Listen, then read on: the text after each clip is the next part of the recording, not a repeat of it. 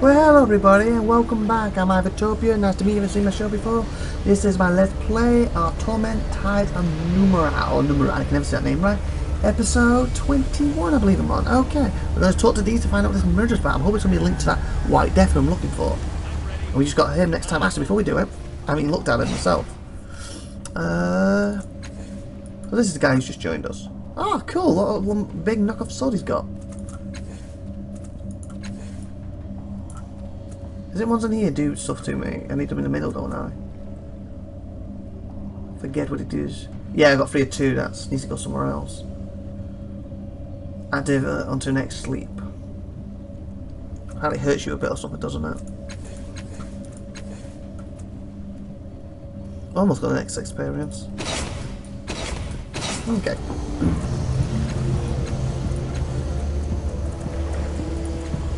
Oh, cool. That's cool. Male, female can you pick. Okay. See what they say.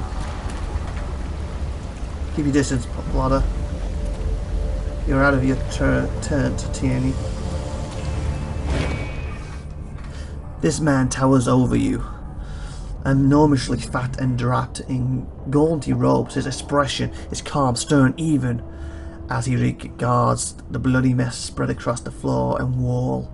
The hooded figures on either side of him tense as you approach. He turns to inspect you, eyebrow lifted, and raises his hand. His bodyguards relax, watching you. In the space of a second, his eyes flink over you. Flink? I guess it's flicker? Flink? He nods apparently to himself, as if your presence has confirmed something he expected. What are you doing here in the underbelly, falling star? Cruddy knows who I am. How do you know who I am?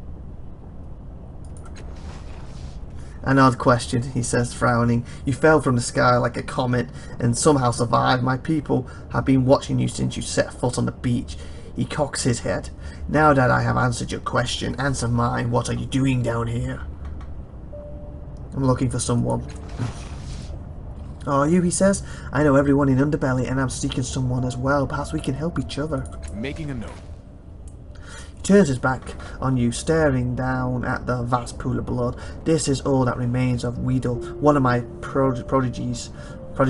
I had hopes for him. Now they will never be realized. The underbelly is poorer without him. The rage beneath his voice cuts each word shorter and shorter. Bring me any information you find. Help me discover the identity of his killer, and you will be rewarded. He exhales sharply, then turns around. The fury of your glimpses in him is buried once more. Making a note.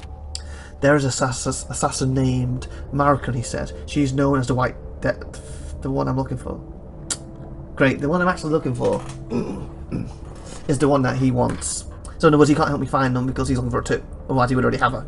I have helped her find work in the past, but she has become erratic. If she's not involved, she might know who is. Oh, okay, good. So she's not exactly the most suspect for this, so it's not, you know, she's done it. She may have done. And if it means she may have done, means she may not have done, so I can still find her and it can help me. Good. But she has become erratic with that. If you wish to help in any manner, ask her what she knows. The creature named Mapper may know where she... Joe keeps saying we got map to Mapper, but I can't help Mapper unless I can get into them tunnels. I can't get into tunnels unless I A, find the back door, or B, learn that language that I can't learn. I've already met Mapper. I'll find where Mapper's hiding. I'll reserve your investigation with great interest. Do you have any ideas about the killer's motives? I have suspicions, he says, a muscle on his cheek twitching, and I have enemies. It takes no imagination to conclude that this was meant to hurt me. He shakes his head, but the killer did not slit the wielder's throat, and I leave him for me to find. What? But the killer did not slit Weedle's throat and leave him for me to find. No, they spilled an ocean of his blood and scrawled nonsense on the walls. This is a message for me. I cannot interpret it. Any news about the killer's motives? This murder was intended to hurt me. It has succeeded. If it was meant to send a message, it failed. I want to examine the murder scene behind you. At first, Folsman doesn't respond. He merely stares down at you. Through you. I will not have you trample through his blood without cause, he says. Alas, so they had So they had better be one. I know you are grieving for your prodigy. All I want is to catch the killer. He's beyond caring about such things. Besides, it may help me find his killer. If you want my help, you will let me pass. The prodigy. The murder may have left behind evidence. I won't know unless you let me look. That one. He regards you. His face is suddened. Mask and iron will. Finally, he nods. Let him pass. When he is ready, he tells the hooded figures at the side. They incline their heads. Do you have any now? Do you live in the underbelly? Do you have your underbelly here? Underbelly, my belly? Not quite. He smiles, like he's paying for it by the millimeter. Paying for a smile by the millimeter. Oh, that's like neat. That's it. I like that. So he's doing the tiniest little smile because he's basically every millimeter he smiles, he's paying, costing him money. I like that. I rarely sleep, so I need no bed of my own. But I have spent most of my life in these tunnels and grottos. It is a good place, cruel and unforgiving, but good. His slow gaze sweeps over the underbelly. Sagas foolishly sends its undesirables here, as if it is worthless, but the underbelly is a place of hidden treasures and wise machines and kind mutants. If I had a home here, I would not regret it. Do you have any new no? Folsom seemed like a strange name for you. Yes, the big man says. The name was a gift, and somewhat of a wickersome from my departed mentor many years ago. Before long, the name was the only one I was known by. Do you have any no? Farewell. Let's go. Yes, walk in the blood. Not much remains of Folsom's former protege beyond a vast still pool of blood with a skinned hand at its center. A skinned hand? Oh, sugar, it's just bones. The skin is that yuck. A bloody circle scrawled on the wall nearby. Inspect the hand in the pool of blood. A flared hand with long, slender fingers lies palm up, center of the pool of blood. The rest of the victim is missing. Making a note. Inspect the hand of the pool again. Fingers of skinned hand at the center of the pool have curled slightly. The scene is otherwise unchanged. Then the bloody circle on the wall. It is immediately clear that the dashes and bleeding pinpricks decorating the circle are not random. This is a symbol drawn with careful intent. Fortunately, it means nothing. That's one thing. They murdered someone here with blood. There's all these people around. How did no one notice it? Like I said, it was like down here, and it was more of a cave or something. Before you can look away from the circle, a memory bulges painfully through your thoughts, and the memory isn't yours. Surrender to the memory no matter how much it hurts. Fresh blood streams over the circle, yanking you through a hollow of its centre into the world beyond. A strip of blistered land curls through a void as black as a gaping mouth. The air is thick, foul, and textured with the slickliness of maggots. Nausea slams into you, filling your head, infecting your thoughts. Ow, it hurt me. You shove the horrific memory away from you, slamming your mind shut like a door and swallowing a knot of nausea in your throat. The sea in that world, the bloody pool at your feet, seems almost mundane. Anything else I can do this by inspecting? The array of circles and lines blur. The longer you stare at them, the arrangement still means nothing. Pool, examine the bloody... The hand, nothing else. Fingers, nah. Can I get anything extra because of that? Hurt me? Blinking, unmoving, in a huge manner, waits for your approach. A cocked eyebrow gives you... Do you have any... I thought it was going to give me something to tell about what the vision I saw. It did not. Okay. We can't even sleep. Rest or something. We're getting hurt. Here comes Bottom Slayer. I spoke to you before. I don't eat often, but I don't beg neither. Real.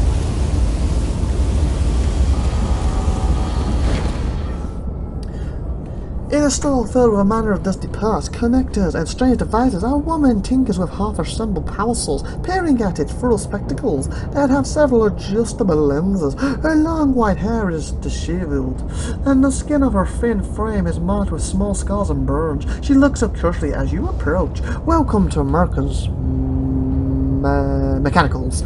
I got a bunch of broken stuff and a few things at work. You want any of it? Let me know. Where do you get your stuff? She shrugs. Trade almost. Trade mostly. Your friend Alma there brings me things now and then. Hello, priest. He nods. Kurt. I got stuff from like math too. I get stuff from little Mafra too. Though sometimes his stuff's too hot to touch. Even a few things from the Stitch, if you can believe it. You trade with the Stitch? Oh, do you know the language? Now and then, they dig up all kinds of things in those tunnels of theirs, picking about what they trade for, though. Only what things they hold, a lightning charge, flash packs, generators, and that kind of thing. Her brow furies, which is weird now that I think about it, because their eggs hold a charge like little batteries. They are. I've even converted a few of them to power things, though don't tell the Stitches. Well, that'd be like using a baby for firewood in their eyes. Well, yeah, of course it would. Tell me again where you get their start. Do you know a woman named Marigan? Her skin, hard looks. Oh, aye, I know that one. Cogged and twitchy. Asked me to ken the workings of some of weird old device she had. Obsessed with it, like it was a bit of a sniff, and she a slave to it. Never seen the like. Near to killed me. Oh, near to killed me. When I couldn't make it work for her, she frowned. Oh, she almost killed you when you couldn't make it work for her. She frowned, remember it. I'd been mad, except I saw how sick she was with it. Shaking tears, the whole lot. Sent her on her way and wished her luck. She'll need it, poor thing.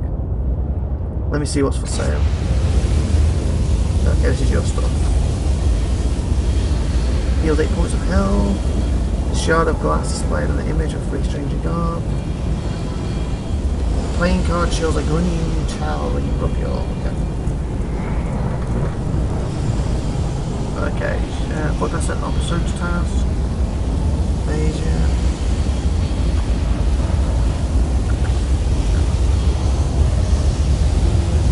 Some armor resistance. Do I have any armor? What do I have? 1 armor, 1 resistance. What's my money up there? 1 armor resistance. Oh, I'm wearing that. Okay, so this is what that one does. So it's got 2 resistance. I'll use my cast off, so I can wear that. Spike. Spin charge.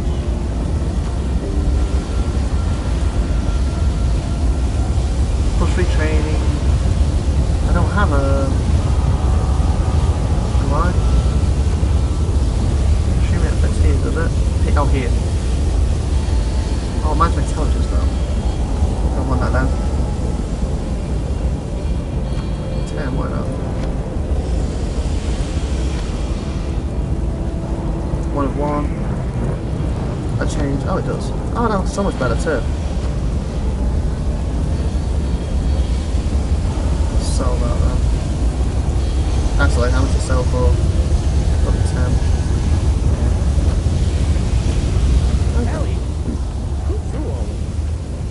All over you. It's like they did finish, or your lines can't make up them. Huh. They're in good company then. Then 2 to get on. You look like a poor man's treasure man. Wow, poor man's treasure man. They're always making voices a bit loud though.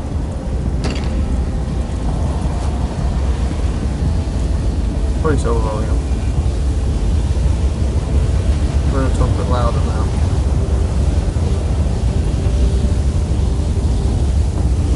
Too loud. We've got no way to think. I wish when you move this it would like give you a little tester.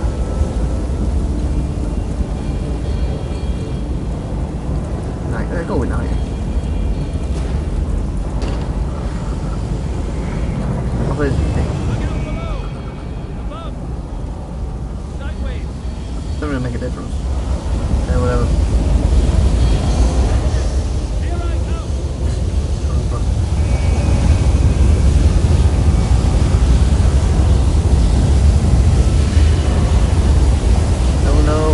He's got a shout all the time. Can't talk, not to fetch scrap for the smiths.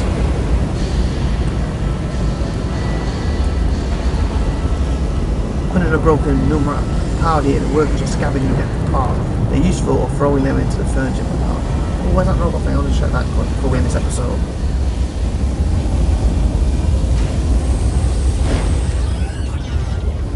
Crippled foreman segments of this bisect construction legs lie scattered around it.